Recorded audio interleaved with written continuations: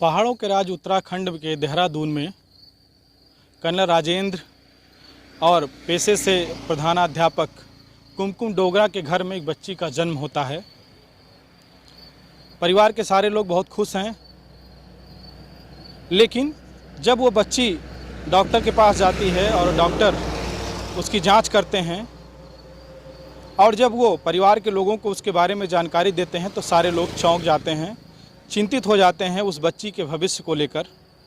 Doctor का ये कहना होता है कि ये बच्ची असामान्य है। डॉक्टर ने यह भी बताया कि सामान्य बच्चों की तरह आपकी बेटी का जो शारीरिक विकास है वो नहीं होगा।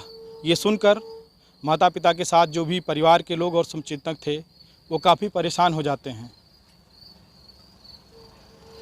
बच्ची धीरे धीरे बड़ी होती है और उस बच्ची की जो हाइट है वो सिर्फ 3.5 फीट रह जाती है। आप कल्पना करिए,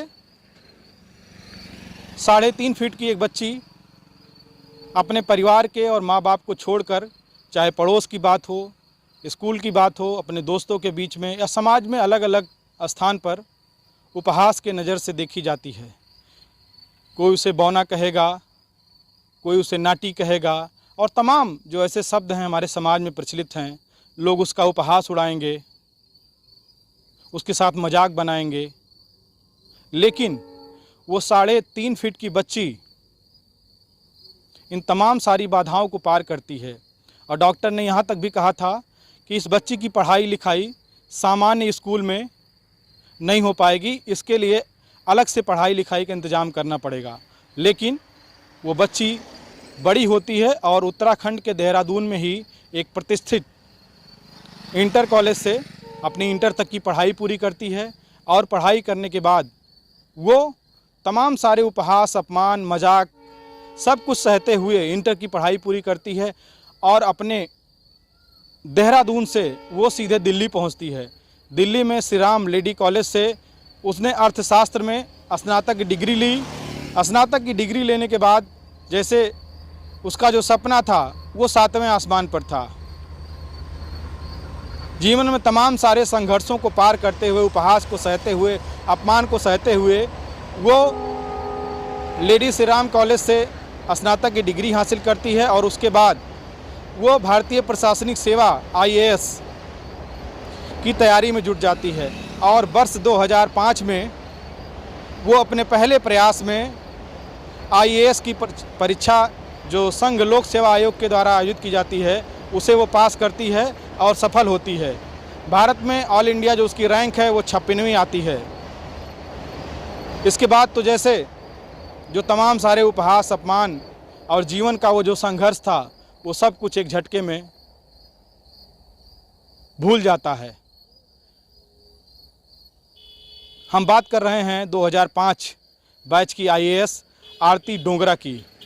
आरती डोगरा 2005 बैच में IAS क्वालिफाई करती हैं और वो तमाम सारे पदों पर रहते हुए बीकानेर में डिस्ट्रिक्ट मजिस्ट्रेट तैनात रहती हैं। तो उस दौरान उन्होंने खुले में शौच को लेकर लोगों को जागरूक करने के लिए और खुले में शौच पर रोक लगाने के लिए बहुत अच्छे प्रयास किए। उनके प्रयास का नतीजा ये रहा कि उस ज़िले में खुले में शौच के क्षेत्र में बहुत सारे अच्छे काम हुए और इस पर एक तरीके से बहुत हद तक लोग जागरूक हुए और इस पर पाबंदी लगाई जा सकी।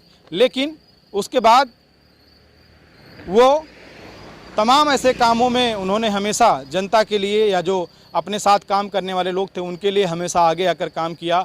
और जो जनता, जो एक अधिकारी की जिम्मेदारी होती है कि जो पीड़ित और फरियादी और जनता उनके पास अपनी समस्या जनता जब लेकर पहुंचती है उसका जो निस्तारण है वो होना चाहिए। और इन तमाम सारे कार्यों को करते हुए हमेशा वो अपने मातहतों के बीच में और जनता के बीच में लोकप्रिय रहीं।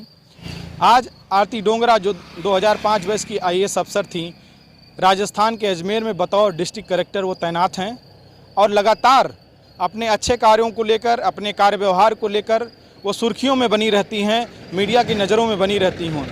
तो इस कहानी को बताने का, इसे कहानी हम नहीं कहेंगे, ये सच्ची कहानी, जो सच्चा जिस पर की कहानी लिखी जा सकती है वो है IAS आरती डोगरा। और उनके इस संघर्ष को बताने का एक ही उद्देश्य था कि जीवन में हमारे आपके सब लोगों के पास तमाम सारी कमियां हैं, तमाम सारे अभाव हैं, तमाम सारी दिक्कतें हैं, लेकिन उन कमियों को, उन दिक्कतों को, उन अभावों को अपनी शक्ति बनाकर और धैर्य के साथ जब आदमी परिश्रम करता है और लक्ष्य बनाकर आगे बढ़ता है तो उसे सफलता ज़रूर मिलती है। अगर आप इस वीडियो को फेसबुक पर देख रहे हैं तो आप हमारे पेज को फॉलो करें। अगर आप इसे यूट्यूब पर देख रहे हैं तो हमारे चैनल को सब्सक्राइब कर बेल आइकन ज़रूर क्लिक करें। ये वीडियो आपको कैसा लगा और 3.5 फीट की IAS आरती डोगरा की जो संघर्ष की कहानी थी, जो उनकी सफलता की कहानी थी, वो आपको कैसी लगी हमें कमेंट बॉक्स में ज़रूर बताइएगा। फिर किसी दिन एक नई सफलता की कहानी के साथ आपसे मुलाकात होगी। तब तक के लिए धन्यवाद, नमस्कार।